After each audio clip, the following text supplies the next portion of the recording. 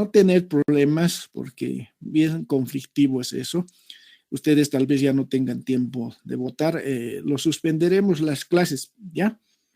Voy a mandar un comunicado, pero ya por si acaso lo suspenderemos de una vez y el lunes empezamos, ¿ya? Por eso ya le estoy dando una práctica también, por si acaso. Gracias, ingeniero. Está bien. Subido en la plataforma, por si acaso, aquí está en la plataforma la práctica.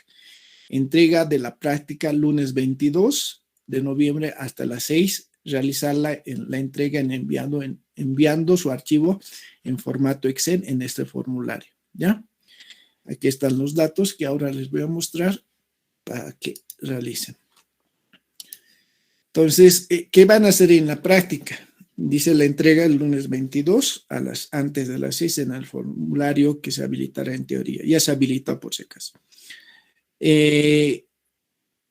Van a realizar el cálculo y el gráfico de la relación de caudales presente versus caudal futuro o parcialmente lleno con el lleno y velocidades parcialmente lleno con el lleno para una sección rectangular. ¿Se acuerdan que hemos hecho tablas y relación gráficos en función de una sección circular, ¿no ve? Entonces, ahora me lo van a hacer para una sección rectangular adoptando una base B, esta es la base B de 2 metros y un tirante máximo de 1.5. Entonces, en función de estas dos relaciones, tienen que calcular la relación presente y caudal a tubería llena. Velocidad parcialmente lleno con la llena, ¿no? Es como esto, a ver. Utilizamos la ecuación de Manning. Esta es la ecuación de Manning. En este caso, una vez que tenemos la ecuación de Manning, podemos cambiar en función de nuestra sección. Es el radio hidráulico área mojada sobre perímetro mojado, pero en este caso de una sección rectangular, ¿no? Y hemos visto de una tubería, en este caso la velocidad es 0.397 sobre la rugosidad, diámetro 2/3. Esto es para una tubería. Lo que ustedes tienen que hacer es esta velocidad para una sección rectangular y el caudal de la misma manera, el caudal que es velocidad por área. El área de la misma manera tienen que encontrar para una sección rectangular y reemplazan aquí y tienen su caudal. Entonces, lo que quiero que hagan es lo siguiente, encontrar estas relaciones y calculen estas tablitas de velocidades y relación de caudales, en este caso, y tienen que graficar esto para relación de caudales y relación de velocidades. En este caso, para una sección rectangular, no circular, en este caso, ¿ya? Entonces, esa es su práctica que tienen que hacer. Les he enviado en la plataforma que tienen que hacer mediante un archivo de Excel. Entonces, mediante un Excelcito o en un formulario de Excel, lo realizan en este caso, ¿ya? Teniendo estos datos. No sé si tienen alguna consulta.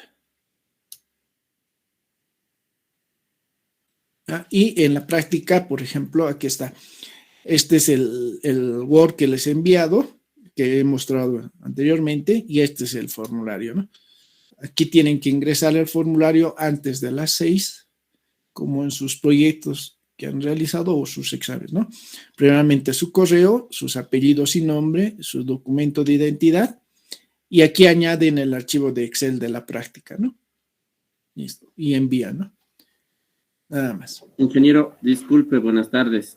Buenas tardes. Inge, en el archivo que nos ha enviado el Word, Sí. no aparecen las dimensiones, ¿son las que nos acaba de mostrar? Sí. Porque no aparece en el archivo Word que nos envió. Ancho y alto. Ya, a ver, espérense. Ah, cierto. Lo voy a reenviar otra vez. No sé qué pasó. Lo voy a enviar, pero esto es la altura de B, es 2 metros y esto es 1.5. Pueden darse otros valores si quieren, pero igual va a salir, ¿no? Está en función de un ancho que le den y una altura nada más. Entonces, la altura es por si acaso, es 1.5 y B es 2.5. A ver, aquí está. Sí. Cierto. No, aquí está. A ver, veremos. Espérense, aquí. Así no ha salido. Qué raro. Ya. Les voy a reenviar esto, por si acaso. ¿Ya? Pero eso es lo que les decía, ¿no? Para una altura de 1.5 y B 2 metros. ¿Ya?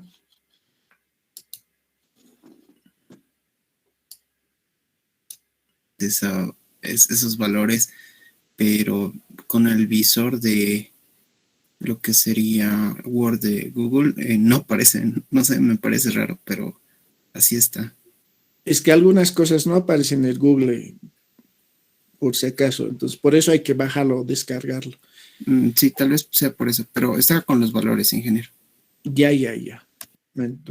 Por si acaso les voy a enviar una foto para que no haya variación, o un PDF para que no haya variación. Cuando es PDF no varía nada. Ya, por si acaso, ahí lo voy a adjuntar, ¿no? Después de clases, ¿ya? Para que no tengan duda.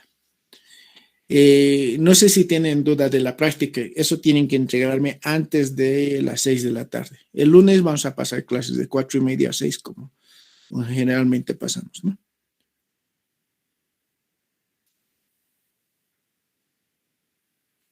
Así de esto, como les decía, sobre esta base de relación, que en este caso hemos hecho utilizando la ecuación de Manning, tenemos que calcular para una sección rectangular el radio hidráulico, esto pasa una sección rectangular, y el caudal es velocidad que ya tenemos en sección rectangular por el área a sección rectangular y listo. Eso es para una tubería llena. Entonces, parcialmente llena tienen que hacer variar, nada más, digamos, pueden darse una altura X e ir variando, ¿no? Está en función del tirante, este tirante Y que está en este caso de ustedes, ¿no? Y pueden darse otro tirante para que a medida de que dándose un valor de A, digamos, puedan obtener las secciones para distintos tirantes, ¿no? No es muy complicado realizar eso, ¿no? Por si acaso. Solamente tienen que ver los criterios que hemos hecho en clase, nada más. ¿Ya? No sé si tienen alguna consulta de esa parte. Para sección rectangular van a modificarse, ¿verdad? No sé si lo puede mostrar ahorita su presentación. No la práctica, la presentación.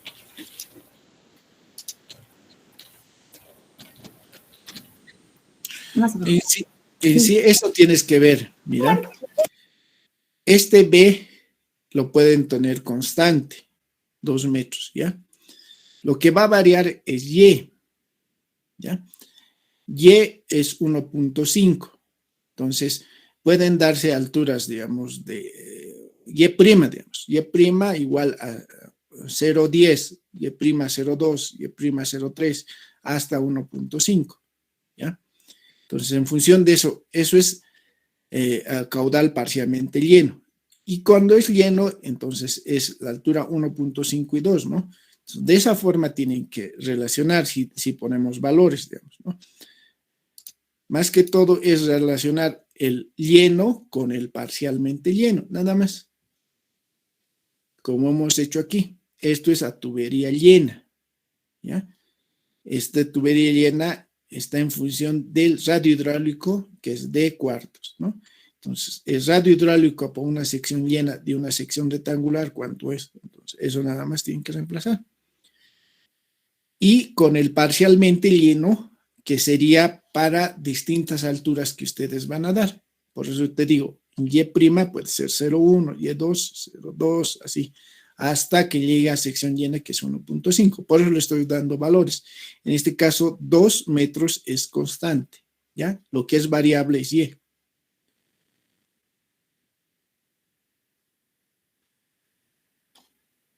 No sé si está claro. Más o menos, Inge, es que hay una parte en las ecuaciones que nos mostraba que tienen senos, cosenos. No, eso ya no hay, pues. Ya no. Ya no hay. Es que estos seno cosenos son para esto, para esta relación, ¿no ve? Esta relación. Esto es para una sección circular. En este caso, a ver, se realiza en función, del ángulo teta, esta altura, ¿ya? Entonces, este es H, que tenemos H sobre D. Entonces, vamos relacionando H's, en este caso, hasta que H y D sea 1, digamos, ¿no?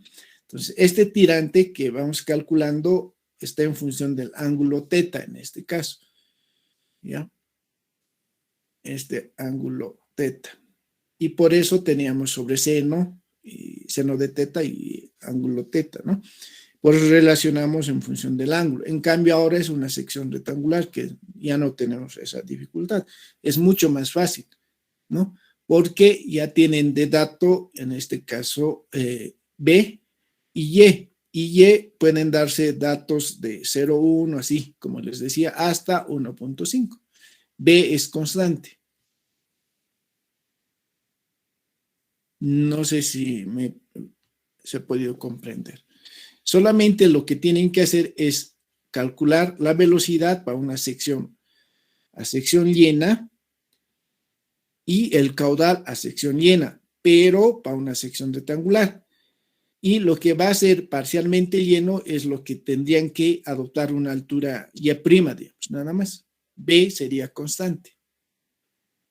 Generalmente estas curvas, perdón, estas curvas que tenemos aquí, para secciones rectangulares está en función del B y Y, que sería esto, ¿no? Este ancho B y la altura Y.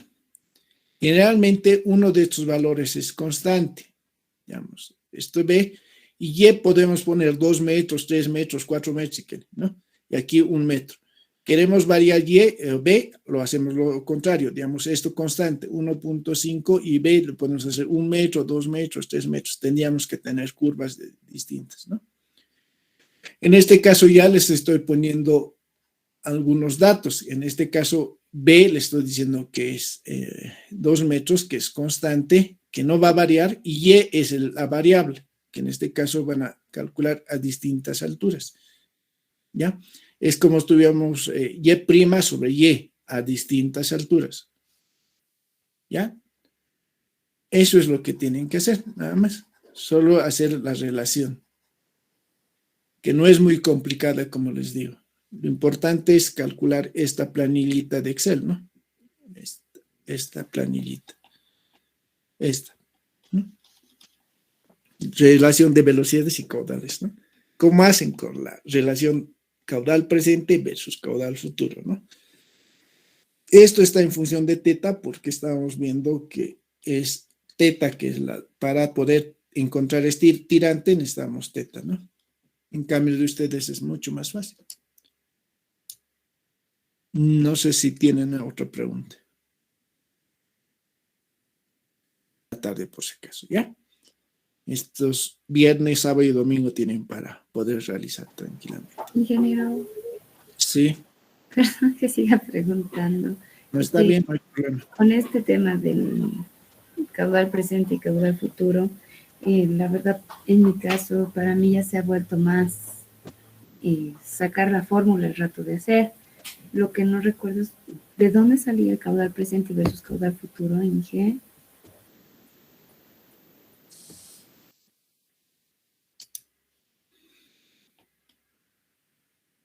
Este es el caudal.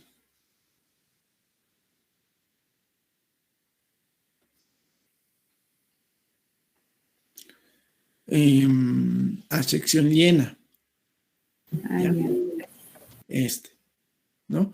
Donde decíamos que el radio hidráulico es D cuartos a tubería llena, ¿no? Y el área es pi cuartos por diámetro al cuadrado. Entonces tenemos la ecuación de velocidad y sección llena, esta, pero está en función, en este caso, del diámetro, ¿no? En cambio, de ustedes es en función de una sección rectangular, que es mucho más fácil, ¿ya? Tienen que tener el radio hidráulico y el área, ¿no? Aquí ya tenemos, utilizando esta ecuación. Y la ecuación de continuidad, ¿no?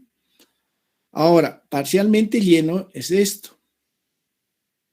Este es parcialmente lleno, que está en función del ángulo teta. Este es el ángulo teta. Pero en su caso, esto ya no es θ, sino, digamos, y', porque y' es variable, entonces vas a tener distintas alturas. Entonces van a tener una ecuación para y' y otra ecuación para una altura y, digamos, con así, a sección llena. Esta es a sección llena. Y B. Y esta es parcialmente llena, donde tenemos un B, que es constante, y Y es lo que es variable, ¿no? Teniendo esta misma, utilizando la ecuación de Manning, que sería esta, que es la misma, ¿no? Pero la variable va a ser Y', nada más. Esto era en función del ángulo θ. Nosotros ya no tenemos eso, sino es Y'. Gracias, Inge. Ahora sí ya. No hay problema. Entonces, como les digo, no es muy complicado. Es agarrar una planilla de Excel, graficarlo y calcular, nada más. Pueden basarse con los libros de hidráulica o de canales en este caso, cualquier libro de canales, y con eso ya pueden hacer tranquilamente, ¿ya? Entonces, ya les estoy dando un ancho y una altura, ¿no? Que van a ver que en el futuro les va a servir esta practiquita, ¿ya? Porque estas relaciones de caudales, aquí está, estas relaciones de caudales que van a encontrar para una sección rectangular, en este caso ya va a ser para embovedados que tengan que hacer, digamos, ¿no?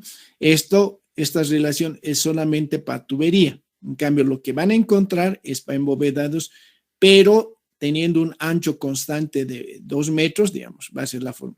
Si cambian ese ancho de, digamos, 10 metros y la altura, digamos, de 2 metros, pues van a encontrar otras relaciones, ¿no? Pero en función de las fórmulas que ustedes ya van a calcular, ¿no? Ya es mucho más fácil.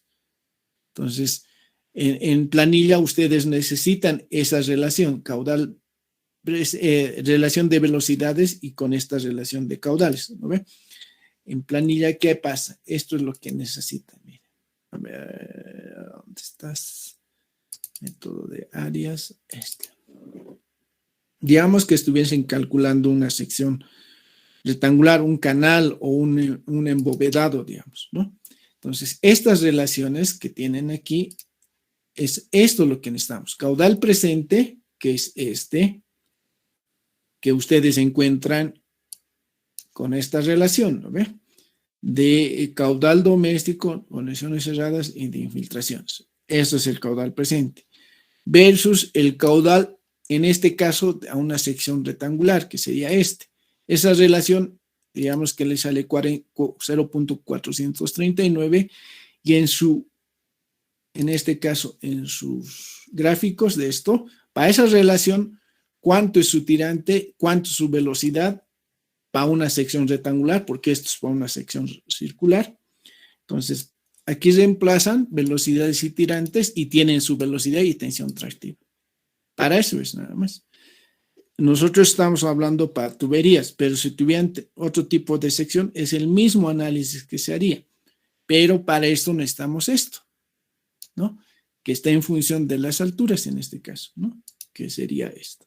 Por eso les digo que les va a servir en el futuro, cuando hagan cálculos de embovedados tal vez, ¿ya? O canalizaciones, ¿ya?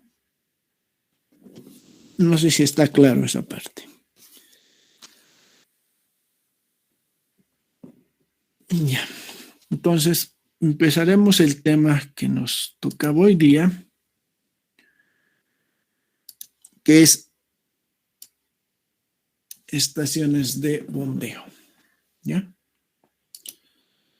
Ahora sí, ya está.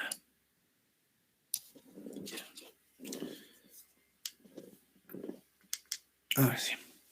Las estaciones de bombeo, que también se llaman plantas elevadoras o cárcamos de bombeo también se conocen, son instalaciones equipadas para transportar el agua residual de un nivel de succión a las unidades de tratamiento. ¿Qué quiere decir? De un nivel, digamos, de cámara bajo hasta la planta de tratamiento, ¿no? Es necesario, generalmente estas estaciones de bombeo en lugares donde son planos, digamos, la topografía es plana. Cuando sí tiene la topografía plana, generalmente en nuestros alcantarillados sanitarios tenemos grandes profundidades. Entonces, para poder realizar el tratamiento respectivo, necesitamos bombear a una unidad, en este caso, desde un tanque en este caso, o pozo de succión, que podríamos llamarle, hacia, en este caso, hacia un canal o hacia una unidad de pretratamiento, ¿no? Entonces, generalmente cuando son lugares planos se utilizan estaciones de bombeo. En su proyecto en particular tenían lugares de pendiente pronunciada y otras pendientes no tan pronunciadas, y generalmente no tenían mucho problema cuando no tenían problemas en cuanto a topografía, que no era plana. Cuando es plana es mucho más difícil realizar el diseño en sí, porque si no hacemos una buena, digamos, en este caso, una buena elección del colector principal, vamos a tener tal vez muchas excavaciones.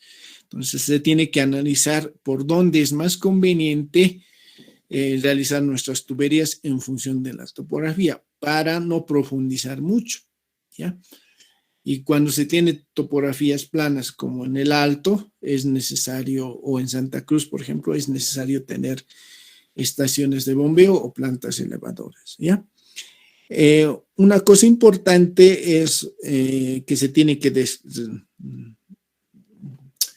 mencionar, es que para una estación de bombeo tienen que tener por lo menos 2 bombas, ¿no? Para su operación y mantenimiento, ¿no?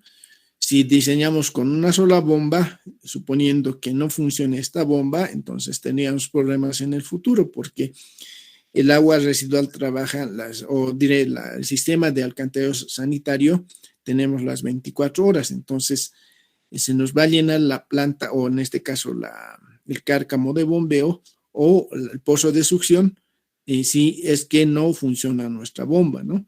Entonces, por esa razón, se tiene que tener 2 bombas por lo menos, y utilizarlas continuamente, las 2 bombas, ¿no? Digamos, entre el primer horario una bomba y el segundo horario otra bomba, digamos así, intercalado, ¿no? ¿Por qué? Porque si, digamos, utilizan una sola bomba, llegado el momento, digamos, se arruina la primera bomba y ustedes quieren utilizar la segunda bomba y en muchos casos no funciona por X motivo, entonces se va a inundar su estación elevadora, su estación de bombeo. Entonces es necesario que las 2 bombas estén funcionando continuamente para no tener problemas en un futuro, ¿no? Y vamos a ver después, dependiendo de la planta de tratamiento o de la población que vamos a abastecer, en algunos casos se necesita más de 2 bombas, ¿no? 3 o 4, ¿no? Otro punto importante que se tiene que destacar es la ubicación. Se debe ubicar en condiciones de un sitio adecuadas, tiene que ser accesible para si tenemos vehículos, disponibilidad de servicios, tenemos que ver qué disponibilidad tenemos, si tenemos energía y si tenemos agua potable, ¿no? En este caso de energía, para ver qué tipo de bomba vamos a utilizar, y las dimensiones de terreno deben satisfacer necesidades presentes y las futuras que tengamos, ¿no? Por una expansión que tengamos en función al crecimiento de la población, ¿no? Entonces, tal vez necesitamos una expansión en este caso, ¿no? Entonces, vamos a ver posteriormente que existen varios tipos de bombas que son utilizadas en nuestro medio para agua residual, ¿no? Como les decía, una estación elevadora tiene que trabajar las 24 horas, ¿no? Y los 365 días del año. Es un presupuesto bastante, si es que se tiene este tipo de sistemas. En muchos casos, por eso, al realizar el diseño, se trata siempre de no tener mucha excavación para no tener estaciones de bombeo. Pero si es en último caso, se tendrá que poner una estación de bombeo, ¿no? Y para eso hacemos nuestros diseños de sistemas de alcantarillado sanitario y pluvial, en este caso es sanitario más que todo, buscando cierta topografía en función de dónde va a estar ubicada nuestra planta de tratamiento. Por eso generalmente se coloca aguas abajo de nuestra planta de tratamiento, para que el emisario lo podemos realizar, digamos, mediante canal, puede ser, para que no tengamos una excavación en los últimos tramos, o podemos realizar que la tubería se encuentra elevada, por ejemplo, ¿no? Que, por ejemplo, en Puchucollo, antes de entrar a la planta, por ejemplo, la tubería es elevada, no se encuentra enterrada, ¿ya? Entonces, eso se tiene que ver porque se ha visto que una estación de bombeo se trabaja las 24 horas, como os digo, y el costo es otro de los problemas, ¿no? Porque EPSAS mantiene esos costos, en este caso en el Alto mantiene tanto el agua potable como el alcantarillado sanitario. Entonces, en nuestras facturas, si bien de agua potable pagamos, hay una fracción que se va para el alcantarillado sanitario, pero es mínimo, ¿no?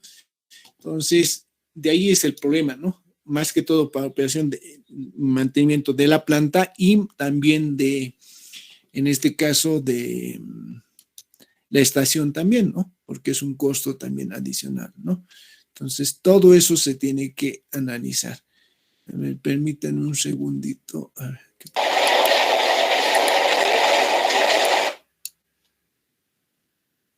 ver, en este está. Aquí. Ahora sí. Lo que quería explicarles es esto. Miren, el emisario se encuentra elevado, miren, y llega a la planta de tratamiento, pero no es enterrado, ¿ya? Esto se ha visto para no tener una estación elevadora, en este caso una estación de bombeo. Abarato los costos, sí, pero se tiene que ver esto, ¿no? En este caso, que puede ser elevado la tubería. Es una solución que le han dado esa vez, ¿no? Pero en esta foto o en este video se puede ver que no había construcciones aquí. Con el futuro esto ya se ha urbanizado y si van a la planta de tratamiento de Puchucollo, esto ya está totalmente urbanizado. Entonces, ¿qué va a pasar? Como es emisario, a medida que ingrese a la planta, se ha visto la necesidad de cruzar, digamos, de una vía a otra vía. Entonces, ¿qué han pedido los vecinos? Que esta tubería que es el emisario que está colgado, se profundice para que los vecinos de un sector al otro sector se puedan movilizar en sus vehículos. Debido a esta tubería no pueden pasar de un extremo al otro, ¿no? Entonces, y eso ya ha ido con el desarrollo de la comunidad en este caso. Este video creo que era el 2011 o 12. Ahora sí, está totalmente urbanizado esto, ¿no? Por si acaso.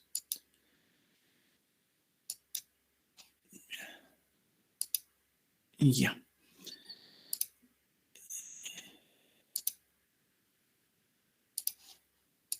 Y ya. No sé si tienen alguna consulta. A ver, ya, ahora sí. Entonces, cuando se hace una estación de bombeo, como hemos dicho, tenemos que ver eso, ¿no? La ubicación, condiciones del sitio, servicios de energía, disponibilidad de terreno y satisfacer las necesidades presentes y futuras, ¿no? Que es el último caso si es que tenemos estaciones de bombeo. Si es que podemos solucionar, tratemos de solución en otra forma, ¿no? Clasificación de las estaciones de bombeo. Se clasifican por su capacidad, por el caudal en metros cúbicos segundo, según la fuente de energía, como les decía, si tenemos energía eléctrica se puede utilizar o con motores a diésel también, ¿no? Más que todo para el motor de la bomba. Y el método constructivo empleado puede ser prefabricado o construido en sitio, ¿no? Ahora se puede prefabricar o realizar en sitio también. Y por su función o objeto específico, ¿cuál es su objetivo de de una estación de bombeo, si va a ser para agua residual o para agua potable, ¿no? Según Mercal-Eddy, clasifica las estaciones de bombeo en 3 tipos: eyectoras neumáticas, prefabricadas y convencionales. Y están en función del caudal, ¿ya? Entonces, en neumáticas es para este caudal, prefabricadas entre este rango y convencional para esto, ¿no? Pequeña, mediana y grande, ¿no? Por ejemplo, prefabricadas con cámara de inspección en este rango, y cámara seca, que quiere decir que la bomba no se encuentra sumergida, por ejemplo, ¿no? Puede haber una bomba sumergidas también, ¿no? Entonces, según Mercal-Eddy, clasifica las estaciones de bombeo en función del caudal. Según en el texto del ingeniero Guido Capra, relaciona las unidades de bombeo en función de, en este caso, de una estación pequeña, mediana y grande, ¿ya? Cuando tenemos una estación pequeña, por lo menos tenemos que tener mínimo 2 unidades de bombeo. Una mediana es 3 unidades de bombeo y una grande por lo menos más de 3 unidades de bombeo. Para estaciones del caso A, en este caso pequeña, y B, debe garantizar una reserva instalada del 50%. Y para el C, en este caso, reserva instalada del 25%, ¿no? Entonces, tenemos que tener por lo menos 2 unidades, si es pequeña, 3 si es mediana y varias unidades. Por lo que les he comentado anteriormente, ¿no? Si digamos, como les decía, que estas estaciones de bombeo se almacenan en agua y inmediatamente se tiene que bombear, ¿no? Nosotros, en función de un tiempo de almacenamiento, realizamos el cálculo en este caso, del pozo de succión, ¿no? Y tenemos que hacer funcionar la bomba en espacios determinados que vamos a ver posteriormente.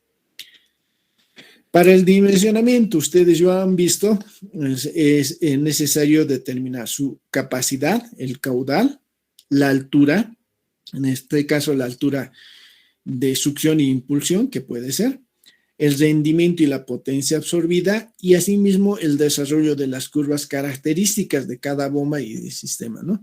Cada bomba tiene su curva característica, ¿no?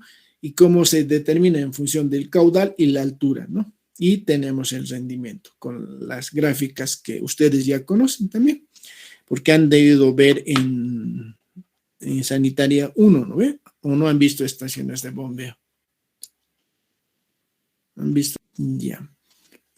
Por esa razón yo también no lo voy a extender mucho, lo voy a hacer más práctico para realizar el diseño correspondiente, ¿ya? La capacidad. Hemos dicho que depende para el diseñamiento de la capacidad, la altura, el rendimiento, la potencia y las curvas, ¿no? Que hemos dicho anteriormente. La capacidad es el caudal de una bomba, que está en litros por segundo. La altura es la distancia que debe elevar un líquido y se mide en metros de columna de líquido bombeado, ¿no?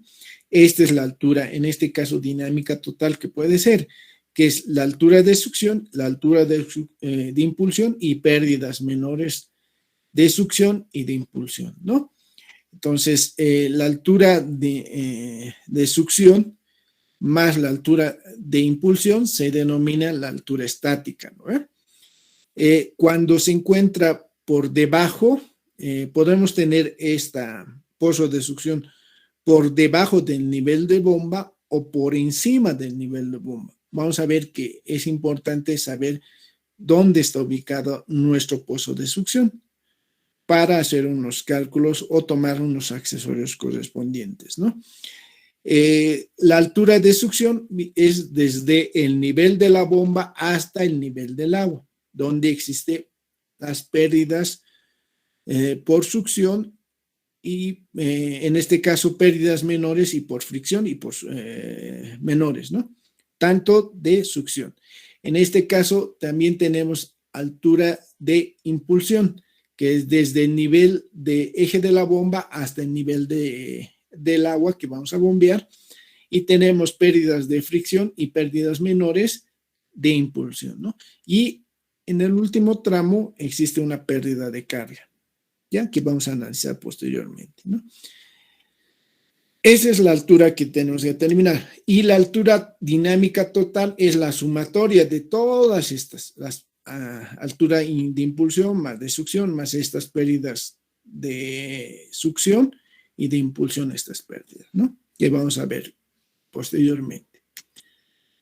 Como les decía, la altura dinámica total es la altura que trabaja la bomba durante el funcionamiento. Esta altura total está en función de la altura estática total, que sería esta, de aquí a aquí, que es la altura de succión más de impulsión, más pérdidas menores y pérdidas de fricción, tanto de succión como de impulsión, ¿no? Y una pérdida de carga, ¿ya? Entonces, eso es la altura dinámica total, que en el gráfico hemos visto. La altura estática, si separamos, ¿qué es? La diferencia existente entre el nivel del agua, entre el pozo húmedo y la descarga, ¿no? Como les decía, es esta, entre el pozo de succión, que en este caso y en este caso, el eje de la bomba, ¿no? O el eje de la bomba y el pozo de succión. El nivel, ¿no? Aquí está. Diferencia existente entre el nivel del agua, del pozo húmedo y la descarga. Perdón, la estática total, la que estábamos diciendo, la total sería esta.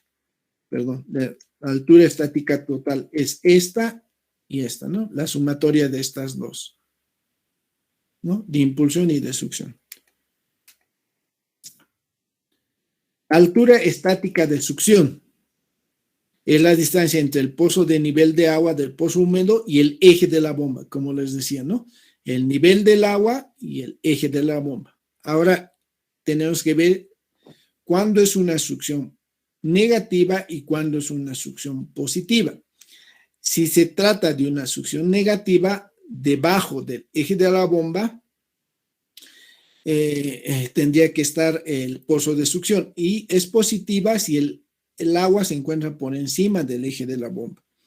En este caso, ¿qué tipo de succión es? ¿Positiva o negativa?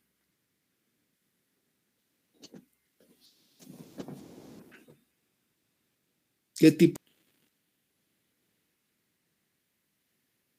tipo de succión es esta? ¿Sería negativa, Inge? Es negativa, es negativa. No sé quién ha respondido, no he podido ver. Es negativa. ¿Por qué? Porque aquí nos dice, cuando se encuentra por debajo del eje de la bomba es succión negativa, y cuando se encuentra por encima del eje de la bomba es succión positiva. Aquí está, miren. Dice, si se trata de una succión negativa, el nivel del agua del pozo húmedo se encuentra por debajo del eje de la bomba.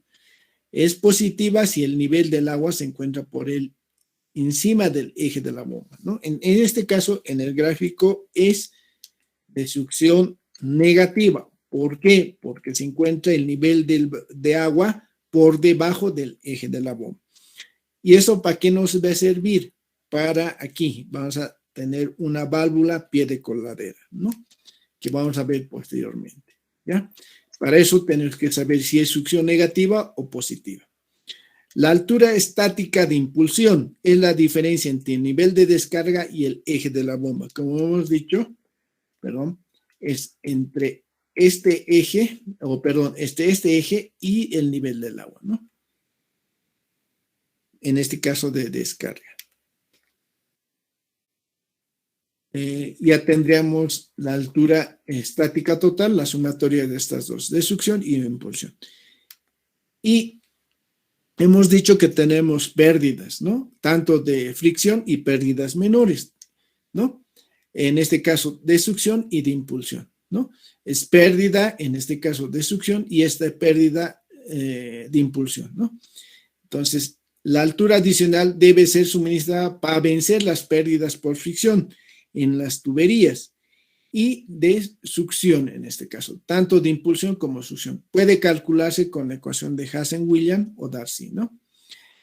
La altura, pérdidas menores, tanto de succión e impulsión. Esta altura de agua es para vencer las pérdidas debido a los accesorios que tenemos, tanto codos, válvulas y otros, ¿no? Pueden ser calculadas con un factor de altura de velocidad o con una longitud equivalente de la tubería. Y esto es lo que vamos a ver para calcular nuestra estación de bombeo, ¿ya? Con las longitudes equivalentes. Y la sumatoria de todos los anteriores es la altura dinámica total, que hemos dicho. Las alturas estáticas más las pérdidas de fricción y pérdidas menores, tanto de succión como impulsión, ¿no? Y una pérdida de carga que hemos visto en el gráfico más, ¿no? Que sería esta, ¿no? Entonces, para poder diseñar necesitamos determinar esta altura dinámica total. Sin eso no podemos calcular. El rendimiento de una bomba es adimensional, en este caso, depende de la potencia de la bomba, en este caso PV, que está en kilowatts o kilonewtons por metro sobre segundo, ¿no? Y gamma o es peso específico del agua, está en kilonewtons sobre metro cúbico. Q es el caudal en metros cúbicos segundo y HT, que es es la altura dinámica total que hemos calculado, ¿no? Los rendimientos de la bomba pueden variar dentro de un intervalo entre un 60 al un 85%, que esto tenemos que estimar, ¿ya? Para calcular. Que vamos a ver en el ejercicio que calculemos. Hemos dicho que necesitamos el caudal, la altura y hemos dicho que también necesitamos el rendimiento, ¿no? En función de esos dos valores, por ejemplo, de esta curva que depende de la altura y en este caso del caudal, generalmente está en litros segundo, por si acaso está equivocado, está en litros, generalmente es litros segundo, y esta altura, teniendo una altura dinámica total y un caudal, tenemos la potencia y podemos calcular el rendimiento en este caso. Teniendo la potencia, podemos tener el rendimiento. Y estas curvas de caudal y altura depende del tipo de bomba que tengamos. Es distinto, ¿no? No es uno solo, no es una curva de caudal para una sola bomba, sino es para distintos tipos de bomba que tengamos, ¿no? Por si acaso. Y estas curvas nos proporciona el fabricante generalmente, ¿ya? Teniendo esos dos, el caudal, la altura, el rendimiento, ya podemos ver las alturas, las curvas de capacidad del sistema, ¿no? Ahora veremos en este caso, qué tipo de bomba se utiliza en el sistema de bombeo. Se utilizan bombas eyectoras, bombas centrífugas y bombas helicoidales, por si acaso, ¿ya? Las bombas eyectoras, o en este caso neumáticas, como vemos en el gráfico, generalmente se utilizan para ciertos caudales, ¿no? Pero en el mercado no existe una variedad para distintos caudales, sino nos determina cierto caudal que tenemos para el diseño, ¿no? Pero ¿cuál es su ventaja, digamos, de estas bombas de eyectoras, ¿no? Su ventaja es que no necesita un tratamiento previo, ¿ya? Entonces, su desventaja es que no tenemos para distintos caudales, sino para unos determinados, ¿ya?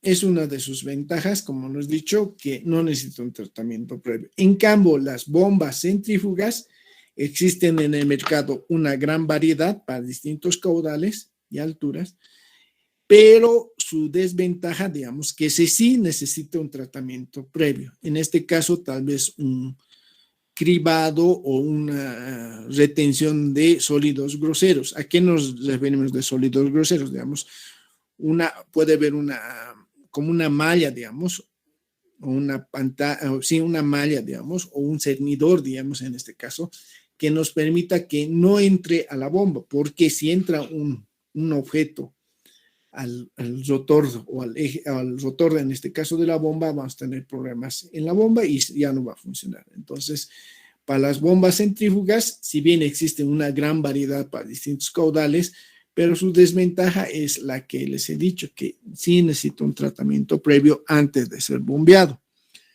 ¿Ya? Y las helicoidales generalmente es para, en este caso, para caudales grandes, uno de esos aspectos, y digamos que puedan bombear una altura no muy grande en este caso, ¿no? Alturas por lo menos de 6 a 8 metros, ¿no? Estas bombas helicoidales también se llaman bombas de tornillo de Arquímedes, ¿ya?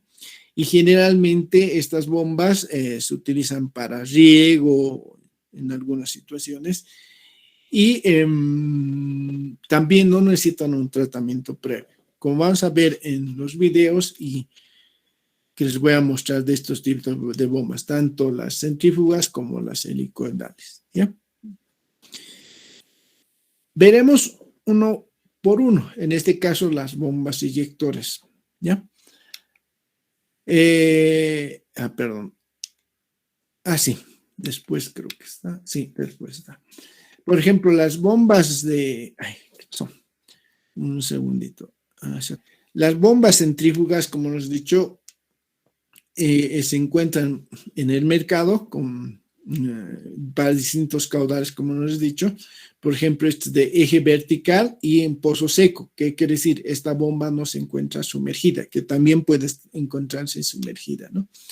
Estas las bombas tornillo, como les he dicho, no es para alturas muy grandes y también lo importante que podemos transportar grandes caudales, ¿no? Y generalmente se necesitan dos bombas tornillo en este caso, ¿verdad? Las bombas, en este caso inyectoras neumáticas, tienen como ventaja poder recibir aguas residuales sin cribado previo, sin un tratamiento previo, como les decía. Están construidas por una cámara metálica a la cual el agua residual es conducida directamente de un colector y cuando el nivel alcanza cierta altura, automáticamente actúa el compresor que inyecta aire a la cámara, ¿no? Y se puede calcular el volumen. Es igual al caudal de descarga en galón sobre en minutos por la altura estática, en este caso, o de elevación en pies, más 34 sobre 250, ¿no? Como les decía, estas no utilizamos mucho porque, como les he dicho inicialmente, son para determinados caudales, ¿no? Las bombas centrífugas son las que más se utilizan en el mercado. Estas bombas centrífugas son accionadas con motores, pueden ser eléctricos o combustión interna mediante diésel, por ejemplo. Son dispositivos de uso más frecuente y son fabricadas para distintas variables de capacidad, como les decía. La potencia absorbida es calculada por la siguiente fórmula. P es potencia absorbida en HPs, caudal de bombeo en litros segundo, altura estática de su elevación, dividido entre 75 por N, que es el rendimiento en este caso, entre 65 a 70%, ¿ya? De esa forma podemos calcular las bombas centrífugas, ¿no? Como les he dicho, pueden ser utilizadas de eje vertical o en este caso como pozo seco, con pozo seco y eje vertical, o como también hemos dicho que es necesario también un tratamiento previo, ¿no? Con una cámara seca es necesario tener una rejilla para que del emisario no tengamos, digamos, sólidos groseros y que puedan perjudicar la bomba, ¿no? Esta es la cámara de succión en este caso, ¿no? Sí, ese es. Por ejemplo, una bomba centrífuga de eje horizontal, pero en este caso de succión positiva. Si se acuerdan, si está por encima del eje de la bomba, es succión positiva. Bomba centrífuga vertical, pero en este caso se encuentra inundada, ¿no? Bombas tornillo. Son o helicoidales, como hemos dicho. Las bombas helicoidales o tornillos constituyen una modernización al llamado tornillo de Arquímedes, ¿no? Son recomendados para grandes caudales y pequeñas alturas de elevación, como les he dicho al principio, ¿no? Es para grandes caudales y pequeñas alturas. La capacidad, por lo menos, como hemos dicho, que es de 8 metros, por lo menos, que pueden elevar. La capacidad de bombeo en términos de caudal es definida de modo general por el diámetro del tornillo y la velocidad de retención. En este caso, este diámetro del tornillo, ¿no? Aquí, este diámetro que estamos viendo aquí.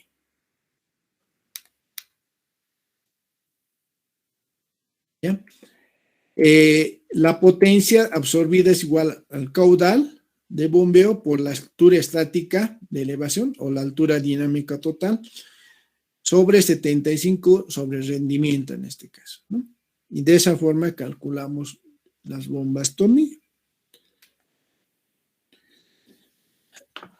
Tanto si utilizamos unas bombas de neumático, las helicoidales o las bombas centrífugas, necesitamos controles de seguridad, ¿no? La instrumentación de las estaciones de bombeo incluye los controles tanto automáticos y manuales, ¿no? Para el buen funcionamiento de las bombas, para un solo propósito que tiene para poder controlar los niveles, uno de agua, otro para ver el nivel mínimo y el nivel máximo. Por ejemplo, en los controles automáticos debemos garantizar el nivel del agua en la cámara de aspiración. Los sistemas de control generalmente utilizados son flotadores, pueden ser flotadores, electrodos, tubos de burbuja, medidores sónicos o tubos de capacitancia, ¿no? Como les he dicho, necesitamos que tengamos sensores para el nivel máximo y para el nivel mínimo, ¿no? El máximo y el mínimo. ¿Por qué? ¿Por qué creen? Si, digamos, sobrepasa el nivel, bueno, entonces tiene que tener un mecanismo para que empiece a funcionar la bomba, ¿no? Entonces, cuando tenemos un nivel de máximo, tiene que empezar a bombear. Cuando el nivel baja, entonces la bomba ya no funciona y se tiene que ir llenando poco a poco, ¿no? El nivel mínimo es muy importante también, porque en sí no tenemos que vaciar en un 100%, digamos, hasta cierta altura, cosa que no entre aire a la bomba. Si entre aire a la bomba, vamos a tener problemas de cavitación, ¿no? Entonces, es necesario por eso determinar nivel máximo y nivel mínimo, ¿ya? Tanto automático como manual, ¿ya? Los controles manuales, además del control automático, las bombas deben poder accionarse manualmente durante emergencias en las que los controles automáticos no funcionen y para su mantenimiento, ¿no? Por X motivo no funcionan los controles automáticos, debe haber una persona de poder accionar todos los mecanismos manualmente, ¿no? Y tener alarmas respectivas. Las estaciones que no cuenten con personal permanente deben disponer de una alarma. Entonces, no solamente con un personal permanente tiene que tener, sino ambos, ¿no? Si no es permanente o no permanente, tiene que tener su alarma en este caso, que transmita en este caso telemétricamente o por cualquier otro método hasta un punto en que haya vigilancia continua, y las alarmas deben incluir los siguientes elementos. Como les decía, nivel máximo, entonces si sobrepasa este nivel tiene que accionarse la alarma. Si es debajo del nivel del agua, igual, de la cámara de aspiración, igual. O por un fallo de la bomba, entonces puede fallar la bomba, entonces tiene que sonar una alarma para poder el cambio correspondiente, ¿no? Como hemos dicho que en una estación de bombeo se almacena estas cámaras de aspiración las 24 horas, ¿no? Funcionan las 24 horas, ¿ya? Entonces, es necesario determinar los control y seguridad en una estación de bombeo, ¿no? automáticos y manuales, como hemos dicho, preponderando los niveles máximos y mínimos para las alarmas correspondientes y el fallo de una bomba. ¿Qué elementos son necesarios para una estación de bombeo? Eso lo vamos a ver en el otro video que les voy a pasar, ¿ya? Que es, por ejemplo, ¿qué elementos son? Que vamos a ver la próxima semana. La pantalla de aquietamiento es esta. ¿Cuál es su objetivo? Reducir digamos, en la velocidad, en este caso, del agua residual, ¿no? Es por eso se coloca una pantalla de aquietamiento. Este es el pozo de succión. B, se coloca una válvula pie de coladera, que es esta, en este caso, cuando tenemos una succión negativa, ¿ya? ¿Cuándo es una succión negativa? Cuando está por debajo del eje de la bomba. Si en este caso el pozo de succión o cárcamo se encuentra por encima del eje de la bomba, no es necesario esto, por si acaso, ¿ya? Si es necesario cuando está una succión negativa, la válvula pie de coladera, que es esta.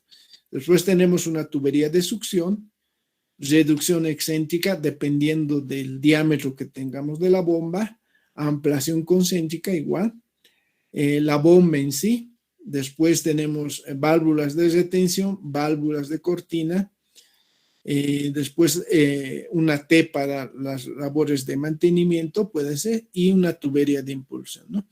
Estos son los elementos de una estación de bombeo que después vamos a explicar. Y los elementos de una estación de bombeo, que mucho tiene que ver, como hemos dicho, del tiempo de retención que tengamos aquí, ¿no? Para saber dimensionar este pozo húmedo, ¿no? Tenemos que saber el tiempo de retención, cuánto podemos adoptar, y en función de eso determinamos las dimensiones del pozo de succión, ¿no? Que mucho tiene que ver también del caudal y el tiempo de retención, ¿no? Para poder determinar el volumen. No sé si tienen alguna consulta. El 22 que se encuentra en la plataforma, en este caso de teoría, ¿no? Y la fecha, en este caso, de la defensa de JTP es el 29, ¿ya? Lunes 29 a las 4:30, ¿no? Entonces, ya tienen todo el programa, solo nos faltaría definir, en este caso, el examen recuperatorio, por el examen final está para el 10 de diciembre, por si acaso, ¿no? Eso hemos quedado, por si acaso, los que han llegado al último, ¿ya? Si no hay más preguntas, nos veríamos el lunes, ¿sí? ¿Dijo el 10 de diciembre? Sí.